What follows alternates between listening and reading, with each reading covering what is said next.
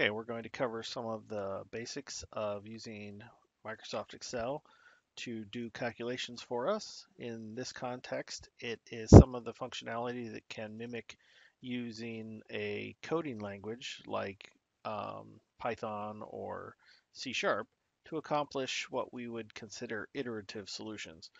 Excel already has a lot of that functionality built in without even going to the coding functionalities of Excel. So this is going to cover the basics of using iterative style formulas to solve problems. We'll eventually do an example at the end. Uh, so on this first sheet, let's just cover some of the extreme basics of Excel. You can enter numbers into fields, into cells. You can enter letters into cells. Thing to remember is that Excel is going to treat those two things differently. You can do calculations on numbers, and you can do calculations uh, on strings and letters as well. The way that it handles things is very different. So let's try and remember that most of the time we'll be using numbers and in our calculations fields, and we'll generally be using text fields to provide context for our numbers. You'll notice that the field, the text in a field, for example, the quick brown fox can extend beyond the cell border. This is the default of Excel. And you can then change the width. If you wanted this column to fit that width, you can come up here to the top um, and you can drag that column wider or narrower to fit it. That's option one. The other option that you can do on columns is if you have context that's longer than the column, you can double click the divider between the B and the C column, and it will automatically set that column to be a width that will fit the longest content in that particular column. Uh, You can also turn on wrap text, which will take the text that's inside that column and force it to wrap. This will cause you to have non-uniform rows, but it will allow you to maintain your column width and have maybe a little bit more dense columns. So those are your three options as to how you want the text in a text field to be handled. Numbers can be both integers, like in this case, um, they can be decimal numbers, and you'll notice that this number is exactly the number 5. I put in 5.00 and it rounded it off in sort of display. That's because here in general, it takes a lot of liberties with the way that numbers are formatted. It kind of decides for you how you want those things to be formatted. On the other hand, I could come in here and I can tell it specifically that I want to see more digits by clicking here in this number format section. I can tell it exactly how many places I want. Here on the ribbon into the number section, I can increase the number of digits of precision and I can decrease them. So I can do that to an entire column at a time. So if I brought that down one, I can highlight that entire column and tell that in that column I want to, I can't grab it because I have some text in there. So let's grab these. I can tell those numbers that I want a certain number of digits or a smaller number of digits. And you'll notice I made a little mistake there. When I had this text field selected at the same time as the number field, Excel beeped at me and said, sorry, I can't format but all of those under the same set of rules. You can also format in a variety of other ways. You can, for example, put boxes around things to highlight them, like a thick border. That'll make it stand out. You can give things background colors as a way to make them stand out or have meaning. And in a more advanced fashion, you can actually have this background color and foreground color and boxes and everything appear under certain conditions called conditional formatting. It's pretty slick and can allow your spreadsheets to do some visually really appealing things like finding the winning number or finding when calculations or balances go zero or things like that. You can make the text appear red, for example. Those will all be under conditional formatting, and we may or may not cover that a little bit later. Okay, so on to formulas. So I'm going to flip over a page so that I can keep our thing straight. Let's talk about formulas. Actually, let's not talk about formulas. Let's go back to the basics page and let's talk about how to enter numbers. So we can type them in directly. But if we want to enter a bunch of numbers that are all in some sort of pattern, there are faster ways to do things in Excel. Let's say I wanted the numbers 1 to 10. I could type them 1, 2, 3, and hit enter after each number and enter the number 1 to 10. Not so bad when I have 10 numbers, but if I wanted to enter the numbers 1 to 1,000, that might get a little tedious. So I can do 1, 2. I can establish this pattern. If I then select the pattern, and there's this little square corner here on the bottom, I can now drag that down and Excel will continue the pattern for me. I can drag that out to 1,000 rows and it would establish that pattern for me. Remember, the first few rows just establishes the pattern. So if I said 1, 3, whoops, that's not a 3, 1, 3, if I establish that pattern and drag it down, here's what we get. We get odd numbers. So you can see that Excel can replicate patterns.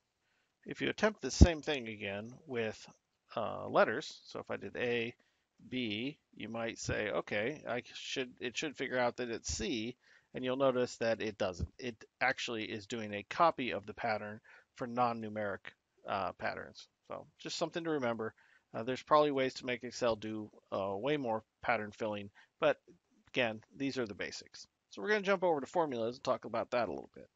So let's say that I wanted to calculate a parabola like y is equal to x squared, for example.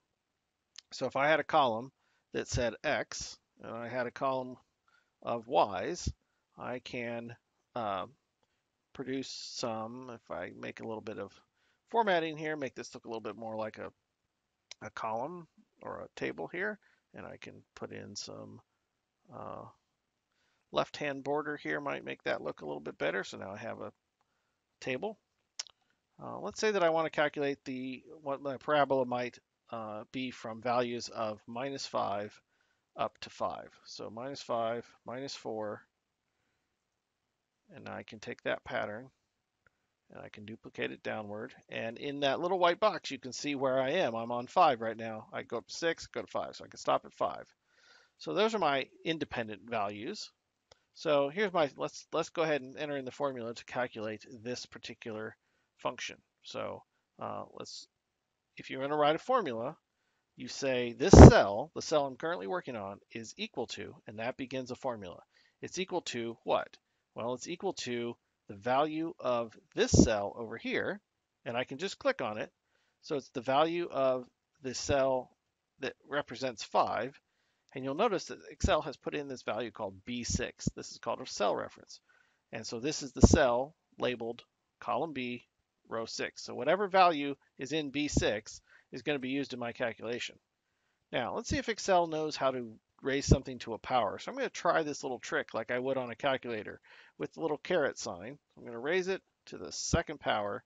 And when I'm done with a formula, I hit enter and see what happens. So see what happens.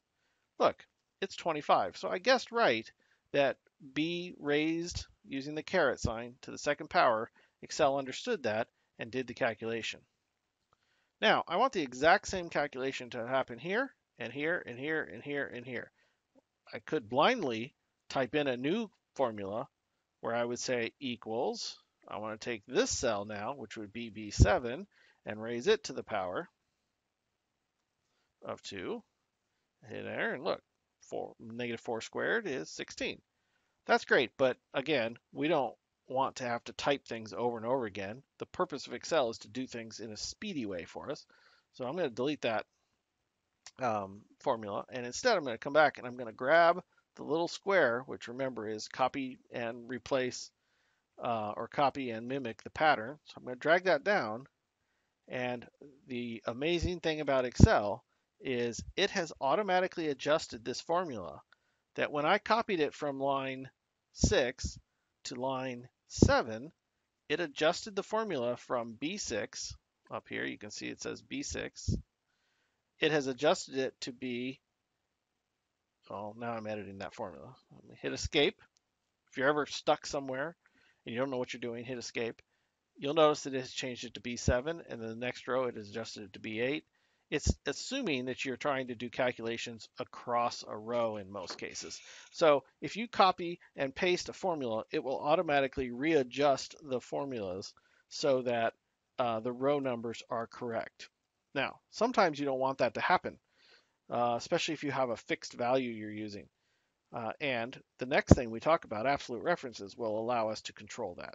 But here we go. We've created formulas that have done our parabola. Now, I mean, in Excel, some of the cool things we could do, we could highlight that section and we could come up here to insert and say, I want a scatter chart.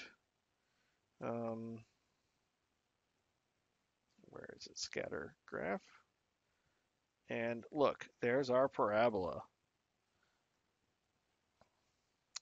Okay, formulas can be much more complicated than something as simple as this. We could have multiple references. We can use all sorts of functions that are built into Excel. Um, and there is a long list of them here. If you use the FX, you can search for the function type. I can find maxes, I can find mins. So for example, let's say that I wanted to find the minimum of this particular function. Let's see if it's in there. Oh, yeah, but I have max. Let's just do max. So I wanted to say max of, and now it's going to guess B6 to C6. Well, let's see. What I really want is I want to find the max of C6 to B6. So I can just drag down, sorry, C6 to C16. I want to find the maximum value of that. And you'll notice that it's 25. It correctly found the maximum of that particular function. So that's just a demonstration where built-in functions, there's a lot of them in Excel. Another one might be trigonometric. Say I want to find the sine of something. So equals sine of, and what do I want to take the sine of? Well, let's take the sine of this cell right here, B12. And there's the sine. Now, in Excel, it's going to assume that those numbers are in radians. So we have to be careful if we're going to be doing things in degrees to convert things into radians before we take the sine of them. Okay, let's move on here to absolute cell references. Let's come back, let's make another formula, and let's say that the constant C, let's say that C is equal to whatever's in this cell. So we'll make it 9.8. Well, let's do that. We'll make it an acceleration, A. The acceleration on the planet we're interested in is 9.8 meters per second squared. So this is an acceleration due to gravity. So there's my acceleration due to gravity. Highlight it here so that it looks like it's a number that I don't want to change. So let's calculate then, say, if I were to drop a ball, how fast is it moving after a period of time?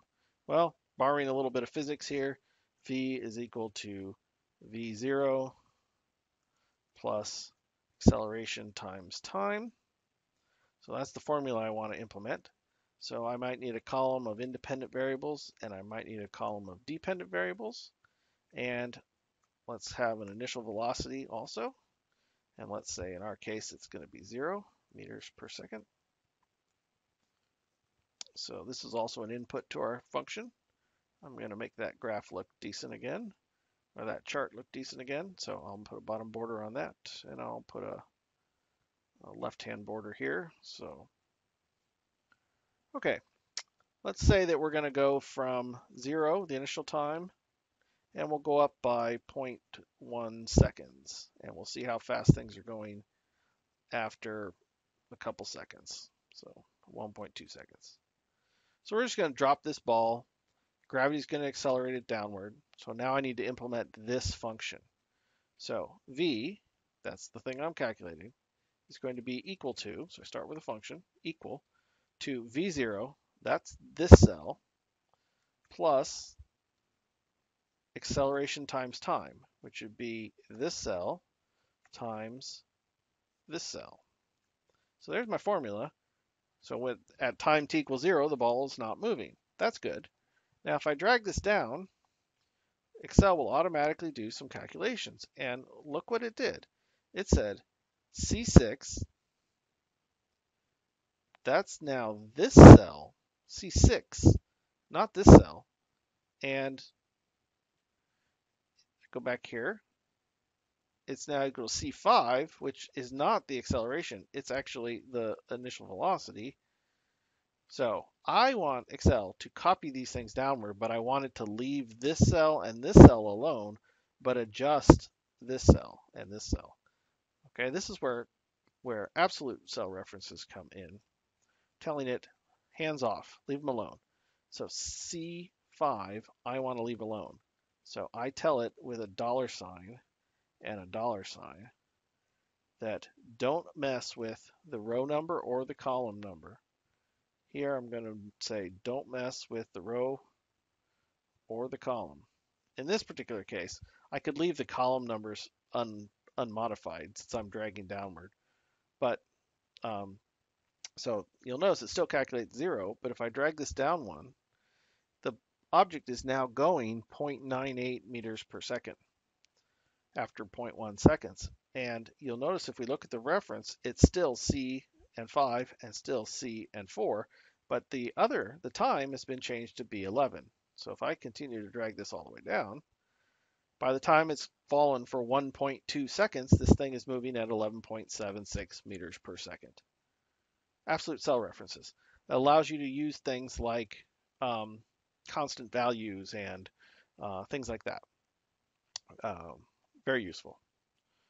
Okay, let's hop on to the next concept, which are if statements.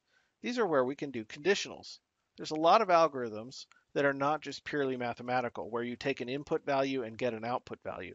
You instead have to have Excel look at two different values and maybe do different things. You may evaluate something based on whether it's bigger or less than a condition, or if it's equal to 0 or something like that. And you want it to take on one value if it's the condition is true and another value if the condition is false. This is where we use conditionals. So for example, maybe in a truth table, we might want to represent things with the words true and false instead of with the 0 and a 1. So something like that. So let's say that we want to input a number like a 0 and a 1. And we'd like to see over here, if this is 0, we want it to say false. And if it's 1, we want it to say true. So again, telling Excel to do something complicated. So this is going to be a formula. So this, and then I use if, and this is checks whether a condition is met or not and returns one value if it's true and another if it's false. That's what I want to do. So I'm going to put a condition. The first thing is the logic test. So this is where I am evaluating something. So if field B3 is equal to 0, then, now what happens if the value is true? Well, I want it to take on the value false, the word false. And if the condition B3 equal to 0 is not equal to 0, I want it to turn on true. I know this is probably a crappy example because I've now mixed the concepts of true and false in my if condition, but you'll see that if we're talking about binary 0 and 1, a Boolean value, 0 is usually interpreted as false and 1 is usually is true. So I can take this formula and drag it down, and you'll notice that it's now looking at this value, B1, or B4 here, and it's coming up with true. So there's a case where I am setting a condition here based on a condition over here. We can use this in calculations, like for example, if we were doing a binary conversion from decimal, one of those processes might be checking to see whether a particular binary digit is smaller or enough to be used in the conversion. If it is, we want the value to be 1, and if it's not, then we want the value to be 0. Whether that bit is turned on or not in the binary is a condition. So uh, Excel conditionals can go with if. Uh, this also will work with conditional formatting, and we can do things like if this is 0, turn this black, and if it's 1, turn it blue, or something like that.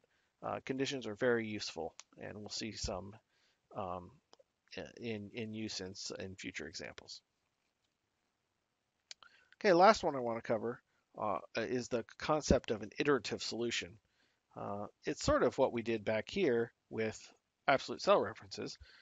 We said, how fast is it moving after 1.2 seconds? It, we we went through a whole big table of times and we got a whole big values. Now, in this case, we directly know the value of the acceleration, the initial velocity, and the time.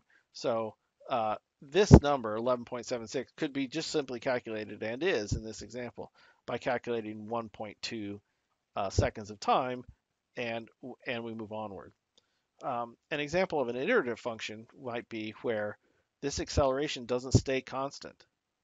That usually requires us to, for example, use calculus to solve the problem, where in a non-calculus situation, um, we could do it in Excel by letting this increment each up a step of time, calculating the new velocity at the end of that step, and using that velocity as the initial velocity for the next step. That would be an iterative solution.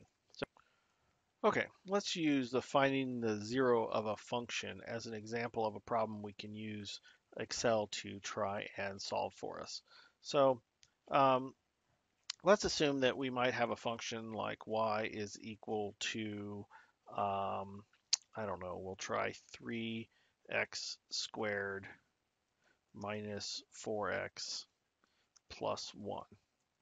I have no idea whether that has roots or not, real roots or not, so we're going to give it a shot. Um, so what I can do is I can just brute force this solution. So we're going to need to guess where the 0 might occur. Is it going to occur between minus 10 and 10, etc.? So we'll call it a left bound, and we might find a right bound. Whoops, right bound. And these are going to be my starting points. So I might put this at minus 10. And if I haven't found a solution by the time I get to 10, maybe I'll stop. And then let's go with how many steps I want it to calculate. Actually, I'm going to drag that down, I think. And uh, so here's my y, or here's my x value and my y value. And I may start with the left bound. So this is going to equal this cell, and I can change it into an absolute reference.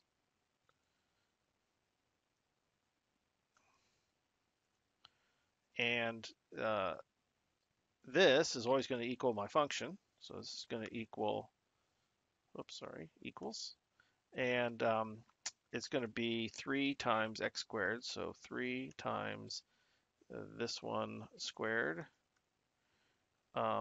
minus 4 times this cell plus 1. So that has a value of 341. I can now, if I want to go from, let's actually instead make this, instead of a right bound, let's just make this a step value, and we'll just do this a simple way. Step value, we'll say we're going to go up by 0.1s. Sure, why not? So this one is going to equal this one plus 0.1. So if I do that and I pull this all the way down, it's always going to take the previous value and subtract from it. That's an example of an iterative process.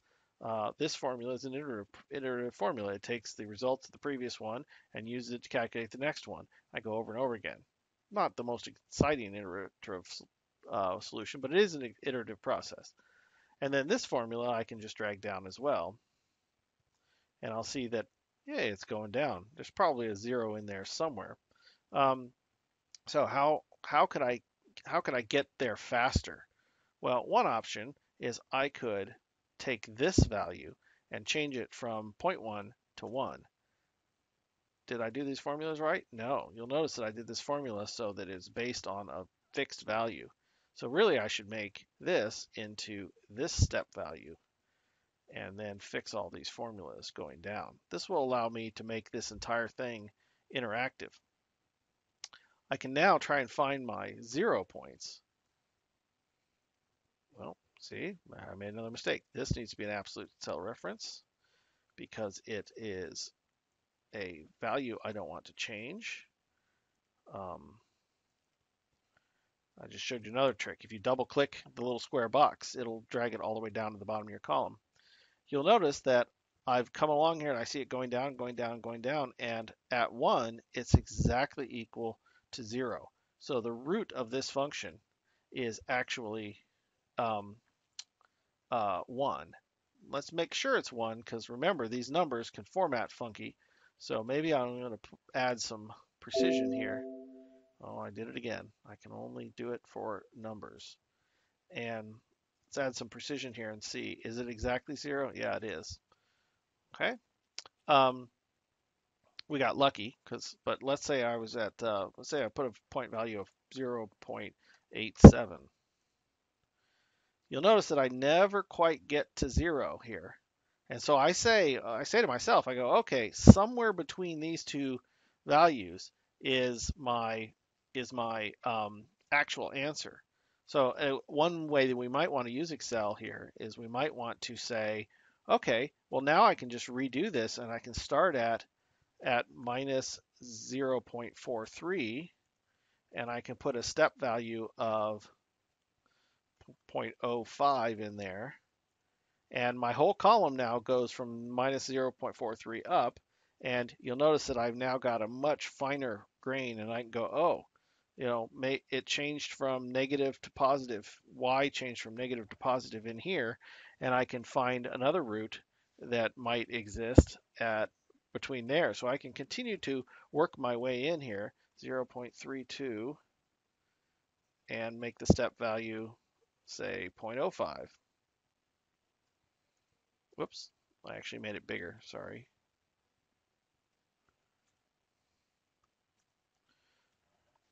And you'll notice that somewhere between 0.33 and 0.335 is a root. So you can see how I've gotten closer and closer and closer to a particular answer using the quick calculation function of Excel. You can actually, if your problem lends itself to allowing the if condition to come into play, you can have the spreadsheet calculate and zero in on this all by itself. We'll use this brute force, stupid, what I call super stupid method of finding a root with some coding later. It's not the best algorithm, but it's an easy one to understand.